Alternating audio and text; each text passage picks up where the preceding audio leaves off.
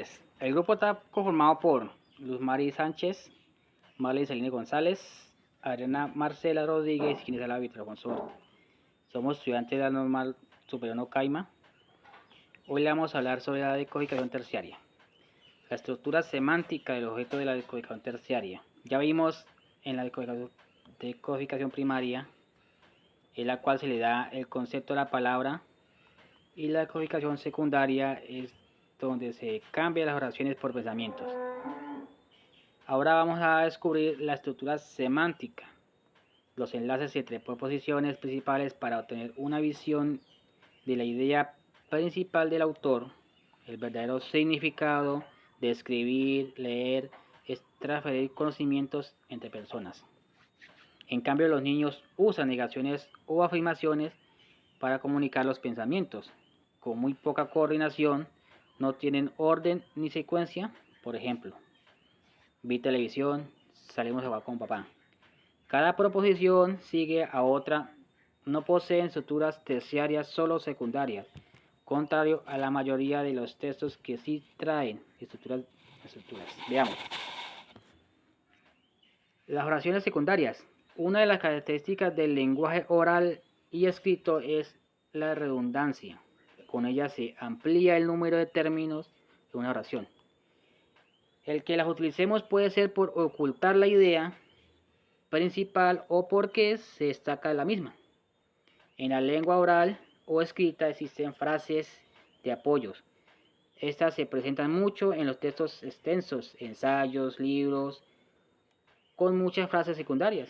Podemos decir que si eliminamos la redundancia de las proposiciones, quedaría la idea desnuda, fría, aburrida. Por eso las frases secundarias cumplen tareas importantes, como ilustrar, comparar, complementar, definir, entre otras. Es por eso que si la idea se da sin ninguna redundancia o frase secundaria, puede no comprenderse. ¿Por qué? Sencillo. Muchas veces se necesita de ejemplos e ilustraciones para comprender una idea.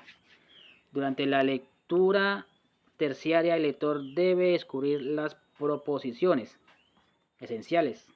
El cerebro es capaz de reconocer las proposiciones importantes separándolas de la idea secundaria. Esto es una limpieza que se llama o se realiza. Se puede decir que ahí incluye macroposiciones, que consiste en separar los pensamientos principales de los complementarios. Muchas gracias. Hola, mi nombre es Luz Mari Sánchez Velosa del grupo 1D. La estructura de la semántica terciaria nos habla que los textos deben de tener al menos dos macroproposiciones que son nexos de multitud, tipos y formas. Pueden ser lógicas, casuales o deductivas. Las proposiciones pueden aparecer de distintas maneras, casualmente o derivadamente. Por eso debemos tener en cuenta la ambigüedad. ¿Qué es la ambigüedad? Es entender de varios modos o distintos la interpretación de una oración. Por eso nosotros como lectores debemos leer muy bien los textos para poder focalizarnos y entender el significado de las palabras. La modalidad nos habla de los escritores que gastan su tiempo haciendo un libro u obra, donde nosotros como lectores no asimilamos ni una tercera parte del tiempo que ellos gastan haciendo sus libros u obras. Por eso nos recomienda leer frecuentemente para tener un conocimiento mejor, para poder entender lo que leemos, sino con el pasar del tiempo se nos va a acabar la información obtenida de estos libros u obras que nos dan. Hola, soy Marlene González del grupo 1D. Hoy les voy a hablar sobre la decodificación terciaria. Un ejemplo de la decodificación terciaria es cuando un lector establece relaciones entre propósitos o hechos. Es allí donde extraemos las macroproposiciones y donde inferimos a la estructura semántica para así poderla modelar. Por ejemplo, los conceptos los sacamos de las oraciones, de las frases, de los textos que leemos, manejando una debida puntuación para poder comprender lo que se lee. También manejamos la pronominalización y la cromatización. Es allí donde inferimos proposicionalmente en los textos.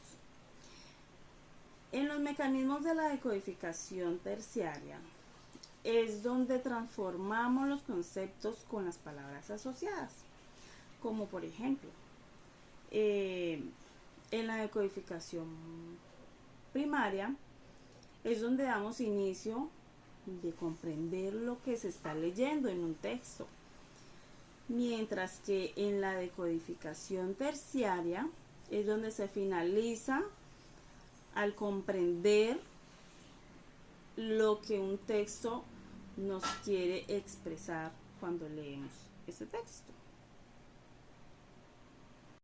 Hola, mi nombre es Adriana Marcela Rodríguez Nieto del grupo 1D. Nos preguntamos para qué aprendemos a escribir y para qué aprendemos a leer. Y la respuesta a ello es la transferencia de ideas, así como lo hicieron nuestros antepasados, la forma de comunicarse. Es una necesidad del ser humano. Ahora bien, cuando realizamos la lectura de un texto, nuestro cerebro está haciendo operaciones que nosotros a simple vista no nos damos cuenta, pero si vamos a fondo a un estudio, encontramos que hay un sinnúmero de estructuras. Por ejemplo, la decodificación primaria, que es encontrar el significado de las palabras para tener una idea. Luego, la decodificación secundaria, que es el significado de una frase. Aquí nuestro cerebro pues va captando las ideas para llegar a una decodificación terciaria. Ahora bien, para encontrarla necesitamos de una macroposición, que es el resumen de varias proposiciones, que dicho de otra forma más coloquial, la macroposición es la idea principal del texto. Las proposiciones son una o varias ideas que tienen relación entre sí y que nos van a llevar a esta idea principal.